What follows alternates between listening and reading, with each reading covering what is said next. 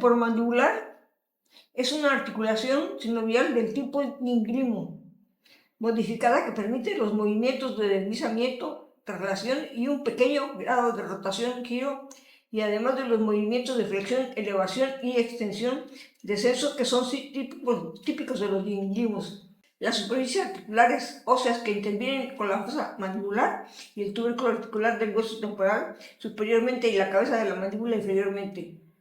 La membrana fibrosa laxa de la cápsula articular se une a los bordes del cartílago articular sobre el hueso temporal y en torno al cuello de la mandíbula. Las dos superficies articulares óseas se hallan completamente separadas por fibrocartílago interpuesto. El disco interarticular, unido en su periferia a la cara interna de la cápsula fibrosa, ello crea dos compartimientos o cavidades articulares superior e inferior, separadas y revestidas por las membranas sinoviales superior e inferior. Los movimientos deslizantes de protrusión y retrusión, traslación, ocurren entre el hueso temporal y el disco articular, cavidad superior. Los movimientos ginglimo, descenso y elevación y los de rotación o giro se producen en el compartimiento inferior. Una parte más gruesa de la cápsula articular forma el ligamento lateral intrínseco de esta articulación, que fortalece la articulación lateralmente, junto con el tubérculo postglenoideo, que actúan para evitar la luxación posterior de la articulación. La articulación temporomandibular es la bisagra que conecta la mandíbula inferior al cráneo, permitiendo movimientos como masticar, hablar y tragar. Sus trastornos causan dolor mandibular, chasquidos, bloqueo de mandíbula y dolor de oído. Se trata con calor, hielo, dieta blanda, ejercicios protectores bucales o, en casos graves, cirugía. Dos ligamentos extrínsecos y el ligamento lateral conectan la mandíbula con el cráneo. El ligamento estilomandibular, que en realidad es un engrosamiento de la cápsula fibrosa de la glándula parótida, que discurre desde el proceso estiloides al ángulo de la mandíbula, al contribuir significativamente a la fortaleza de la articulación. El ligamento esfenomandibular discurre desde la espina del estenoides hasta la língula de la mandíbula y es el principal soporte pasivo de la mandíbula, aunque el tono de los músculos de la masticación sostiene habitualmente el peso de la mandíbula. Sin embargo, este ligamento sirve de bisagra oscilante que para la mandíbula, al actuar como punto de apoyo, y ligamento de contención para los movimientos de la mandíbula en la articulación temporomandibular. Los movimientos de la articulación temporomandibular y los músculos o fuerzas que producen dichos movimientos se resumen con la boca cerrada y en reposo. Las cabezas de la mandíbula se mantienen en posición retraída en las fosas mandibulares. El mentón se eleva por el tono de los retractores y elevadores de la mandíbula. Durante el sueño, en posición supina o sentada, la cabeza erguida, al caer en un estado de sueño profundo, la contracción tónica y relaja la fuerza de la gravedad, deprime la mandíbula y abre la boca, para permitir que ocurra un cierto grado de descenso de la mandíbula, es decir, al abrir la boca más de lo necesario para separar ambas arcadas dentales, la cabeza de la mandíbula y el disco articular se han de mover anteriormente sobre la superficie articular hasta que la cabeza se sitúe inferiormente al tubérculo articular, un movimiento que en odontología se denomina traslación.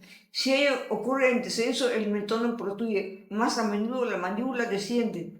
La boca se abre cuando la cabeza de la mandíbula y el disco articular se deslizan hacia el tubérculo articular, y el descenso completo solo es posible cuando la cabeza y los discos se hallan totalmente protraídos. Si la protracción de la cabeza y del disco ocurre unilateralmente, la cabeza contralateral rota sobre la cara inferior del disco articular en la posición retraída, lo que permite unos movimientos simples de masticación de lado a lado o aplastamiento dentro de unos estrechos límites.